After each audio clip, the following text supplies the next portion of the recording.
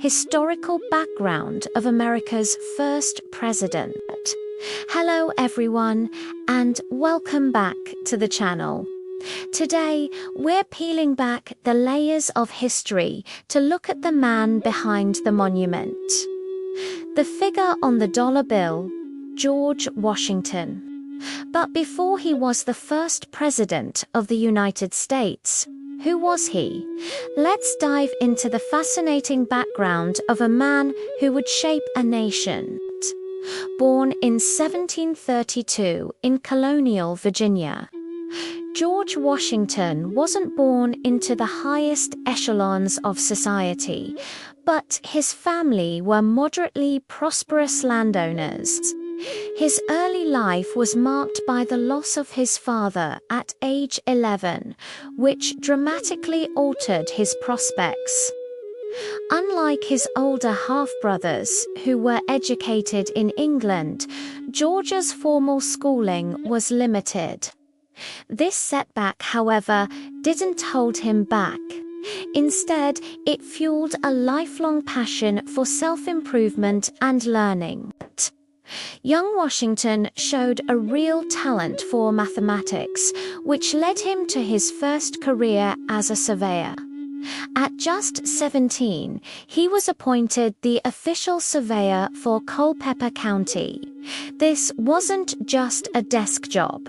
It was a rugged, demanding profession that took him deep into the Virginia wilderness.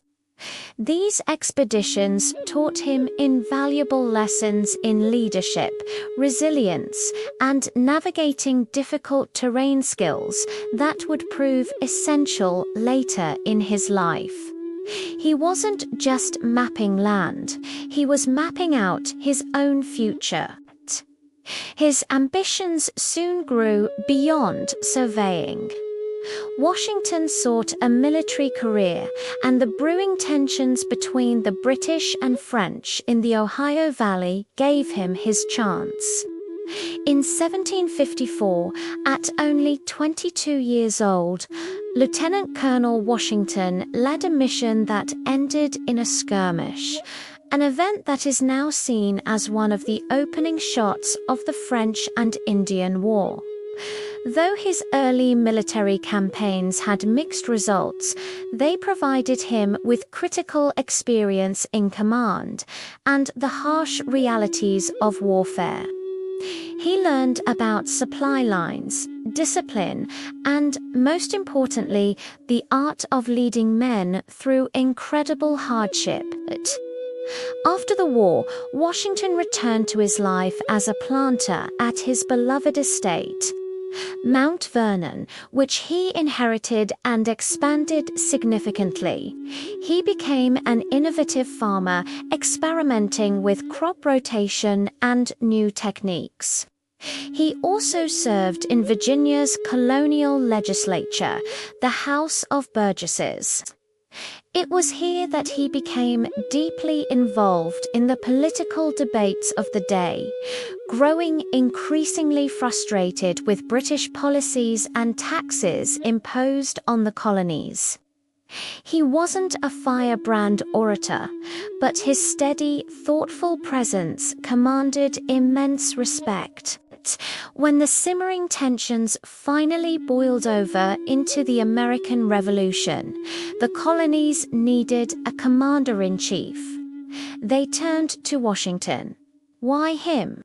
It wasn't just his military experience. It was his character, his unwavering resolve, and his reputation for integrity. He was the unifying figure the fledgling nation desperately needed. He famously accepted the position but refused a salary, asking only that his expenses be covered. This act spoke volumes about his commitment to the cause, not for personal gain, but for the ideal of liberty. The rest, as they say, is history. From the brutal winter at Valley Forge to the triumphant victory at Yorktown, Washington's leadership held the Continental Army together against a global superpower. His journey from a young surveyor in the wilderness to the commander who would win a revolution and then become the first president is a truly remarkable American story. He wasn't a king or a conqueror. He was a citizen leader who reluctantly took on power and, just as importantly, knew when to give it up. Thank you so much for joining me on this journey into George Washington's past.